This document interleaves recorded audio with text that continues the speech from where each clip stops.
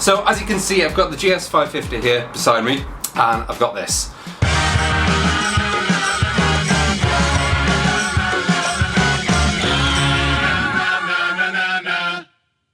So this is the part of the build that a lot of people don't like, myself included. When it comes to your carburetors and jetting them and all sorts, I mean, you've got people who know their stuff, you've got people that know what to do. And of course, when it comes to actually tuning your bike, it's a combination of magic, dark arts and luck. That's all we've got to go with on this. So the obvious changes I've done to my bike now is I've put new silencers on the back, and I've changed the air system, the air filtration system. So I'm no longer using the air filter box that comes as standard with the bike. I've changed them to 4 pods, 4 individual pods for each carb. Now, as you'll probably see, for any enthusiast or any builder or anything like that, there are pages and pages on GS forums and all sorts of people, firstly telling you not to do it, you know, to keep everything standard, and secondly, for those that do, you've got people asking, why isn't my engine working, why isn't it running, blah blah blah, all this stuff. The honest truth is, if you change anything such as your exhaust or your air filters, it's gonna put the carb settings off what is supposed to be factory settings, because everything's obviously changed. The amount or the volume of air that you suck in is gonna change and all sorts. So that's what I'm gonna be looking at today. Now, like I mentioned, this is something that I'm not particularly over familiar with. This is the first bike I've put pods on, so it's all going to change. It's all going to be new for me as well. So whoever's watching this video, you're in on the journey along with me as well. So any mistakes that I do, you're going to be in on the journey with it. You're going to see all the mistakes, you're going to see all the errors. I'm sure there are going to be loads of people commenting saying that, you know, such and such hasn't been done the right way, or they would have done something differently. If you have constructive comments or anything, then please don't be afraid to post them on here. I'm sure you won't. If anyone has any ideas on jet sizes, what jets, etc. that they've used with their bikes, then please share on this. This seems like a really dark area on any bike build when it comes to it. So I'll start my bike now. I know for a fact it's running like a bag of nails. It's running, all 4 cylinders are running, all 4 pipes are heating up, so that's one good thing. That's something that I know at least. But at the moment, it's not idling, it's not running without choke. So obviously, running it with a choke is obviously going to make the mixture too rich. So when I go to take my spark plugs out, they're carbon fouled, they're black all over. So that tells me that the bike is running rich. Now, that's obvious, seeing as we have the choke on, because you're delivering extra fuel to the engine. What I'm going to try and do today is let the bike run with the choke for 2 minutes, see if it'll idle without the choke. If it does that, then brilliant. So a few things I'm going to point out. I know that I'm going to have to replace the slow jet. With that all said, let's give it a start, let's see what sound it's making. So the main fuel jet has been opened from resting to 7/8 of a turn, and your air fuel mixture has been turned from resting 2 full turns. So just another point as well, I've not synchronized these carburetors yet. So the reason I haven't done that is, firstly, I know I'm going to have to change the jets, and secondly, I can't get the bike to idle without the choke. There's no point synchronizing your carburetors if it's running on choke. That's one thing that you can't do.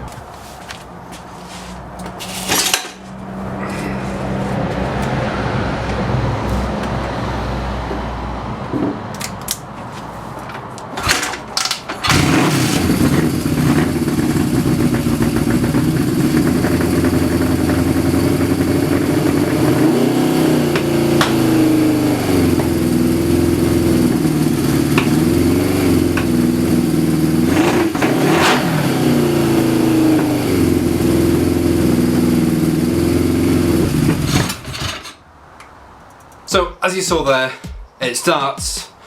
I've left it running for 2 minutes now in total, and it's not idling. So whenever you want to switch the choke off, it kind of dies. It's starving itself of something.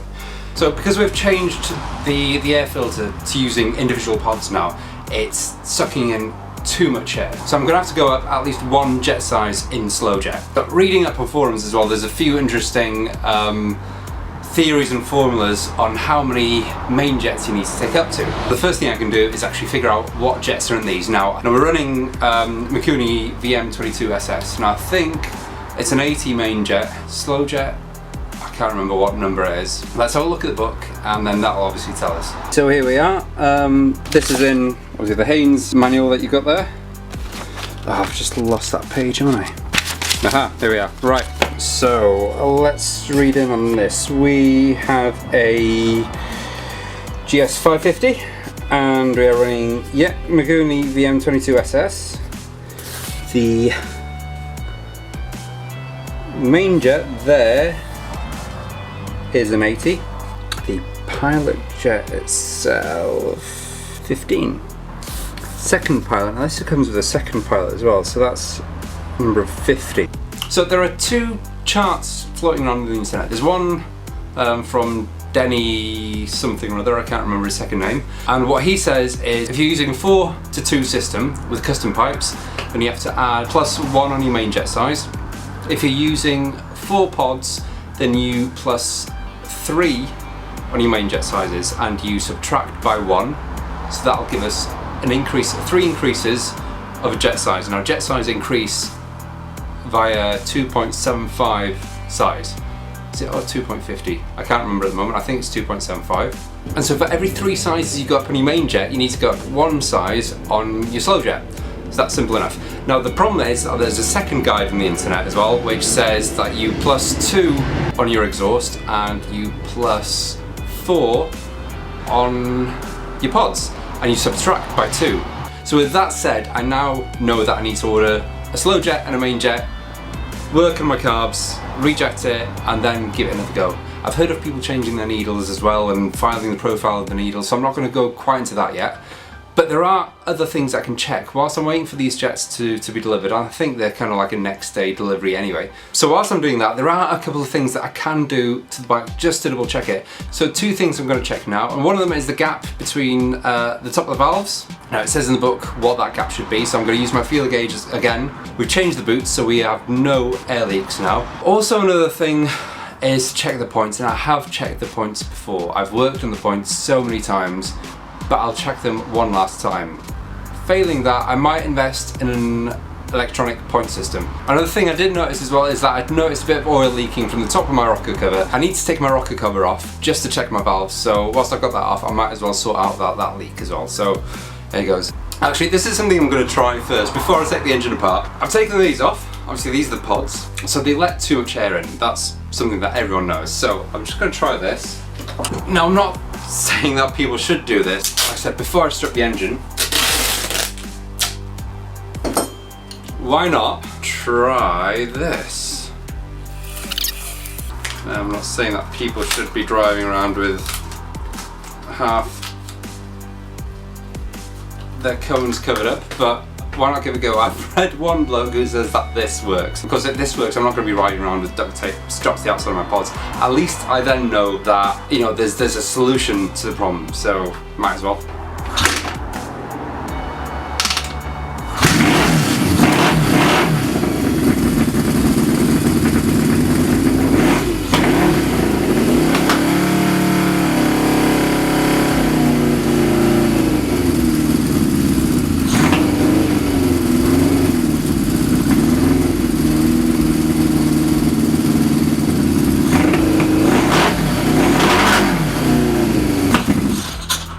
Right, so that's interesting.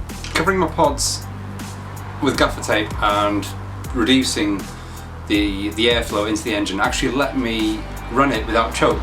So that's the first time I've ever done that with this bike. And also it now proves that obviously these new pods are letting in far too much air.